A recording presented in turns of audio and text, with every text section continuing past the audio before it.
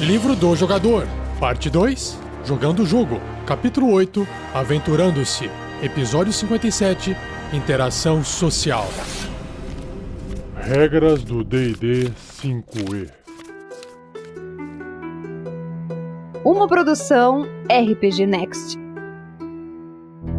Seja bem-vindo, seja bem-vinda a mais um Regras do D&D 5e.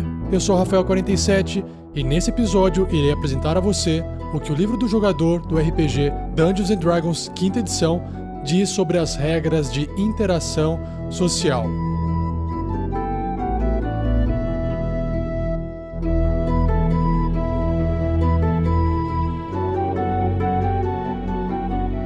Seja você também um guerreiro ou uma guerreira do bem. Para saber mais, acesse padrim.com.br/rpgnext ou picpay.me/rpgnext.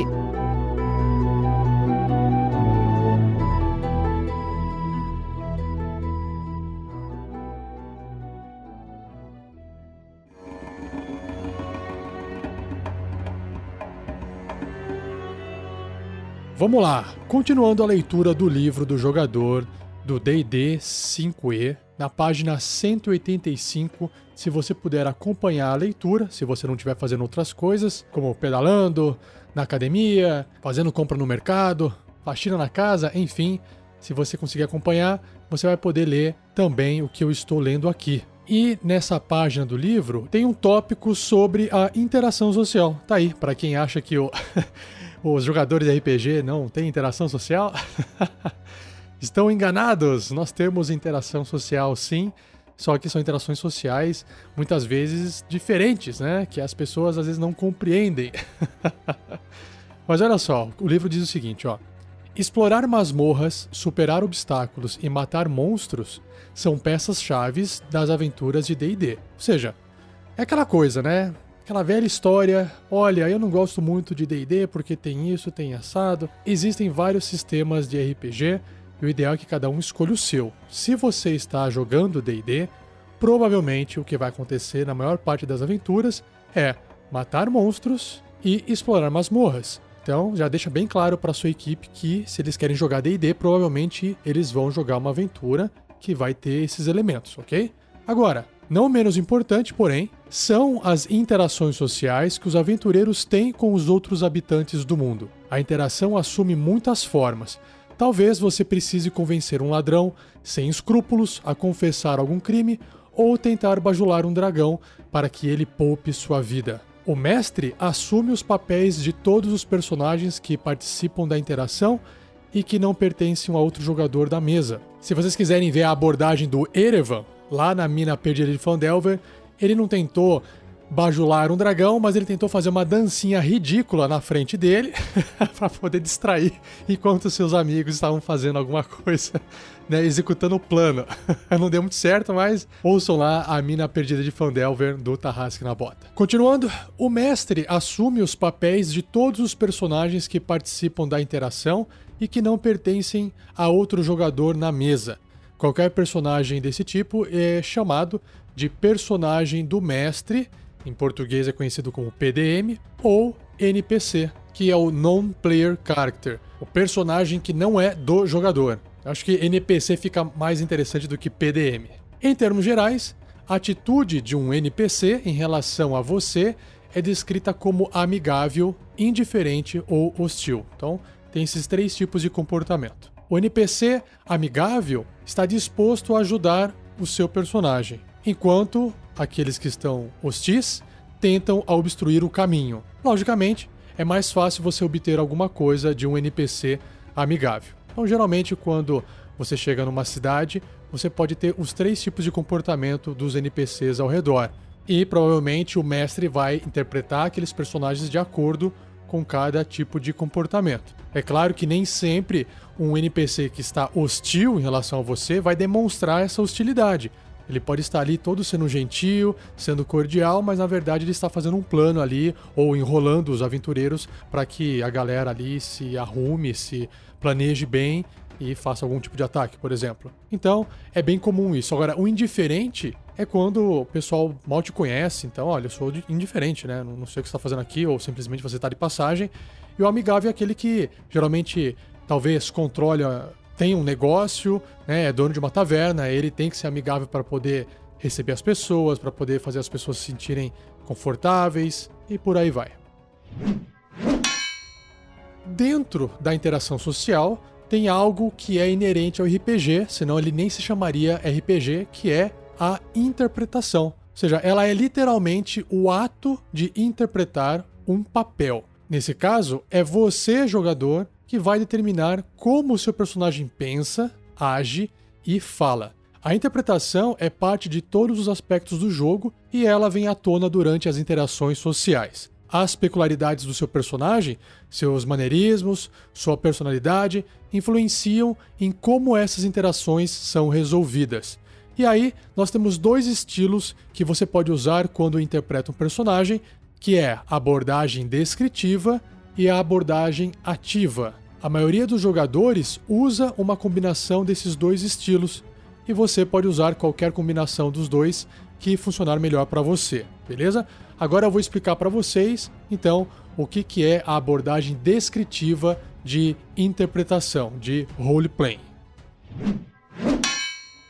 Então vamos lá para a abordagem descritiva. Como o próprio nome diz, descritiva é que você descreve alguma coisa. Então, com essa abordagem, você descreve as palavras e ações de seu personagem para o mestre e outros jogadores, baseando-se em sua imagem mental, né, do personagem que você tem, que você está controlando.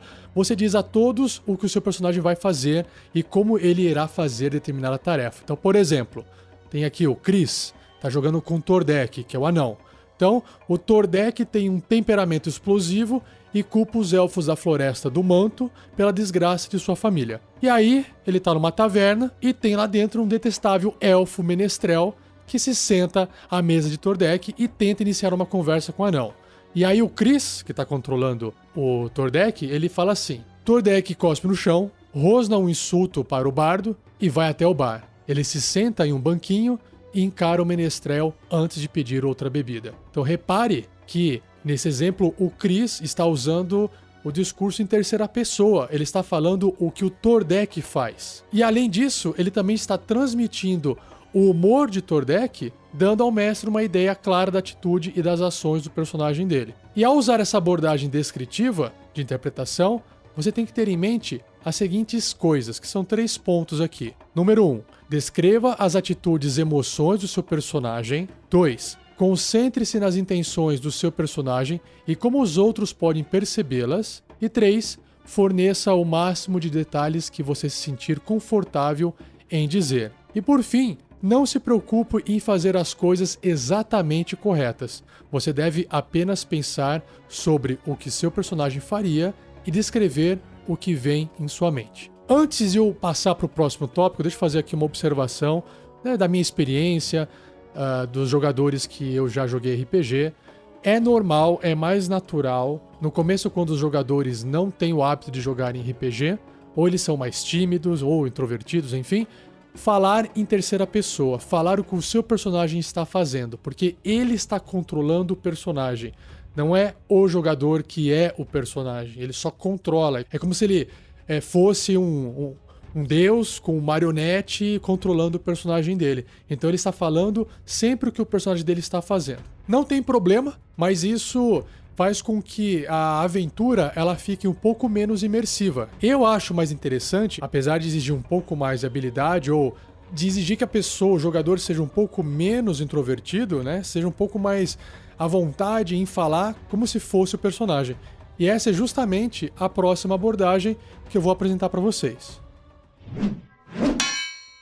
Então vamos lá. Abordagem ativa de interpretação. Se a abordagem descritiva diz ao mestre e aos outros jogadores o que o seu personagem pensa e faz, a abordagem ativa mostra a eles. Quando você usa a abordagem ativa de interpretação, você fala com a voz de seu personagem, como um ator assumindo um papel. Você pode até repetir os movimentos do seu personagem e sua linguagem corporal. Essa abordagem é mais envolvente do que a abordagem descritiva, mas você ainda precisa descrever as coisas que não podem ser razoavelmente demonstradas. Voltando ao exemplo acima ali do Chris, que está interpretando o Tordek. Veja como aquela cena lá do elfo chegando na taverna poderia ter sido resolvida com a abordagem ativa. Então, imagina o Chris falando aqui como se fosse o Tordek e eu vou tentar imitar o Chris aqui falando. Então, o Chris ele diz aqui uma voz rouca e profunda. Eu estava me perguntando por que, de repente, o cheiro daqui começou a ficar podre. Se eu quisesse ouvir alguma coisa de você, eu quebraria seu braço e apreciaria seus gritos. Em sua voz normal, Chris em seguida acrescenta. E aí eu me levanto, encaro o elfo e sigo para o bar. Ou seja, ele misturou aqui a abordagem ativa com a abordagem descritiva para poder explicar para o mestre o que o seu personagem está fazendo, porque nem sempre interpretando na abordagem ativa fica claro o que está acontecendo. Deixa eu explorar um pouquinho mais essas duas abordagens. E quero dar algumas dicas para vocês que o livro não traz. É muito comum nas partidas RPG os jogadores falarem assim: ah, o meu personagem vira pro fulano de tal e diz: ô fulano, tudo bem com você? Na minha concepção, né, não precisa falar que o seu personagem vira pra tal personagem e diz. Essa frase, eu viro pro personagem tal e falo tal coisa, não precisa nem ser falada pelos jogadores. É um hábito que o pessoal tem de falar pra poder falar: olha, vou falar com você agora. Então, na minha opinião, não precisa existir isso. Por quê?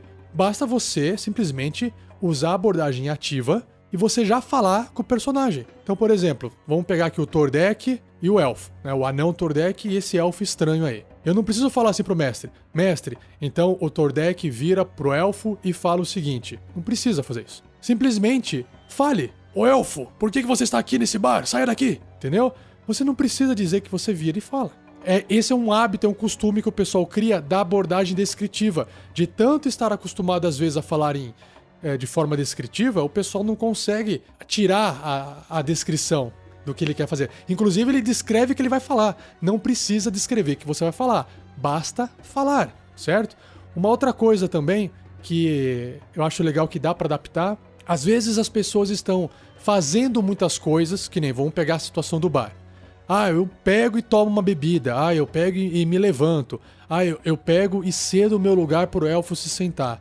Eu não preciso também descrever isso pro mestre. Eu posso também interpretar na forma ativa. Então, por exemplo, vamos supor que o seu anão está sentado, ele resolveu ser educado com aquele elfo. Ele não precisa dizer: ah, então ele se levanta e deixa o elfo sentar, oferece a cadeira pro elfo sentar. Não precisa. Você pode fazer isso de forma ativa. Como é que a gente poderia fazer? Eu vou fazer aqui pra vocês. Ah, só um minuto então, elfo. Peraí, deixa eu levantar aqui da minha cadeira. Bom, sente-se. Por favor, pegue o meu lugar. Sinta-se à vontade. Tá vendo? Eu ofereci a cadeira pro elfo de forma ativa e não de forma descritiva. Um outro exemplo pra gente poder terminar aqui.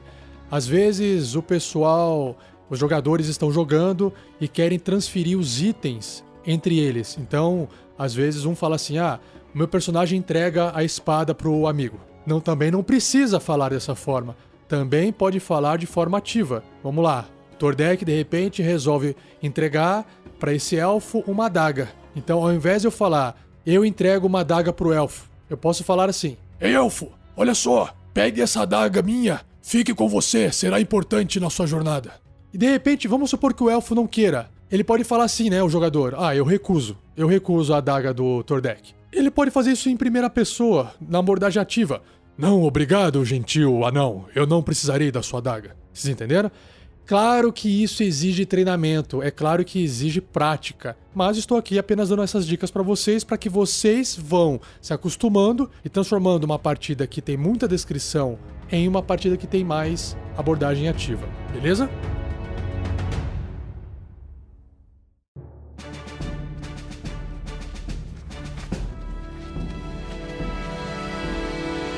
O próximo tópico do livro é resultados de interpretação, resultados de roleplay. O mestre usa as ações e atitudes do seu personagem para determinar como que um NPC reage.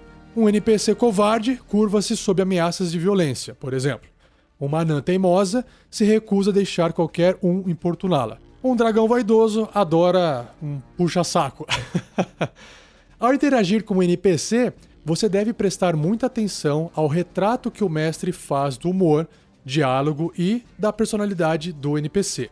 Você pode ser capaz de determinar traços de personalidade, vínculos, ideais e defeitos de um NPC e em seguida usar isso para influenciar a atitude daquele personagem. Eu acho meio difícil fazer isso, e claro que você sempre pode pedir um teste de intuição para o mestre para que o seu personagem possa ou não perceber se aquele NPC está usando artimanhas, está tentando enganar alguém com o seu discurso falado. Continuando. As interações em D&D são muito parecidas com as interações na vida real.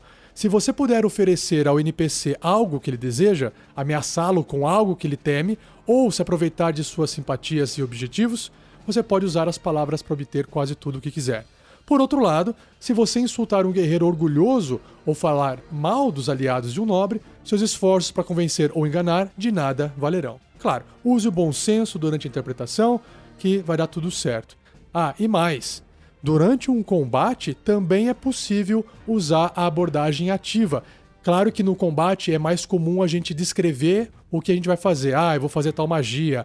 Ah, eu vou usar tal tipo de ataque. Ah, eu vou me movimentar até lá. Mas também é legal que você faça palavras ou frases, né? Diga frases em personagem do que você está fazendo. Então, o Fernando, que interpretou o Clank, muitas vezes soltava "Golpe, anão!", como se o anão estivesse gritando durante o golpe dele.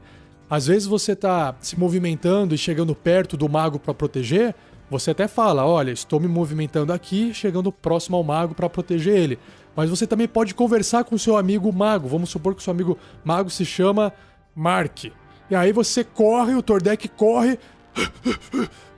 Ah, Mark, vou ficar aqui perto de você para te proteger. Não saia de trás de mim. Então o anão correu, chegou até o Mark e ficou ali na frente fazendo proteção para o mago. Então esse é um outro exemplo de uso de abordagem ativa no combate. Mais um tópico aqui desse podcast são os testes de habilidade dentro da interação social. Então, além da interpretação, os testes de habilidade são fundamentais para determinar o resultado de uma interação social. Falei agora há pouco sobre um teste de intuição versus um teste de enganação. É isso que o livro está querendo dizer aqui. Os seus esforços de interpretação podem alterar a atitude de um NPC, mas pode haver ainda um elemento de acaso na situação. Por exemplo, o mestre pode pedir um teste de carisma em qualquer ponto durante uma interação dele ou dela, se ele desejar que os dados desempenhem um papel importante nas reações de um NPC. Outros testes podem ser apropriados em certas situações a critério do mestre. Se vocês ouvirem também o primeiro episódio do Tarrasque na Bota, lá na mina perdida de Phandelver, o Vern Veron, ele chega pro taverneiro e ele pede, né, para poder fazer lá uma performance, tocar a sua flauta dentro do bar para poder agradar o pessoal.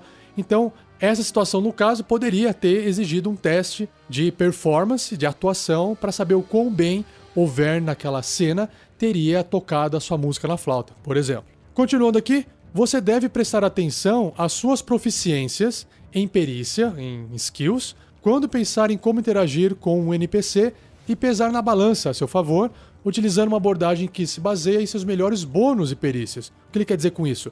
Escolha aquele maior valor de habilidade para poder fazer alguma coisa dentro daquilo lá, porque você vai ter uma chance maior de ser bem sucedido.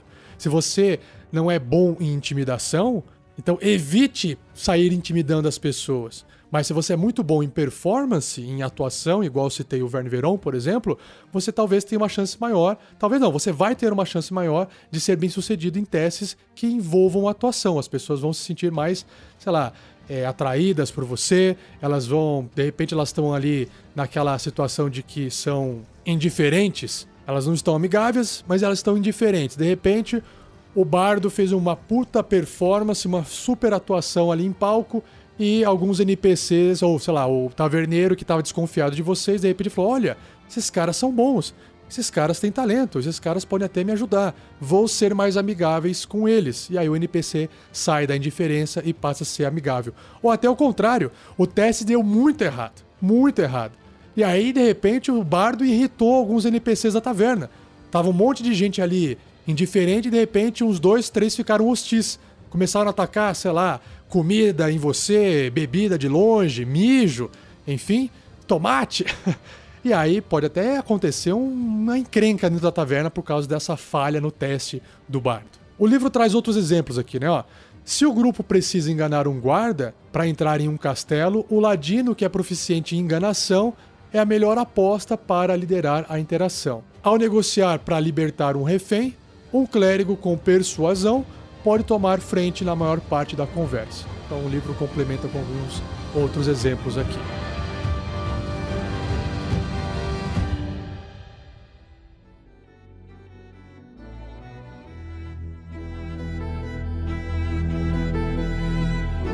E assim eu encerro mais um episódio. Esse foi mais curtinho.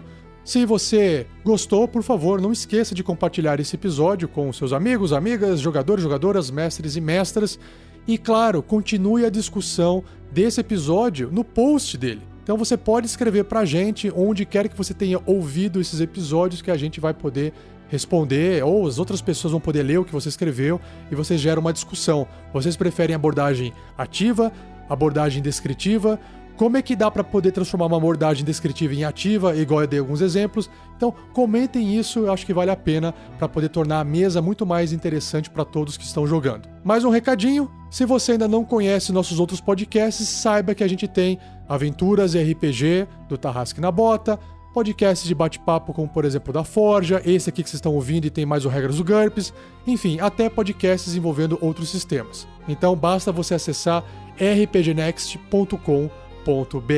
E, claro, não perca o próximo episódio daqui uma semana, onde irei abordar regras de descanso e coisas que os personagens podem fazer entre as aventuras.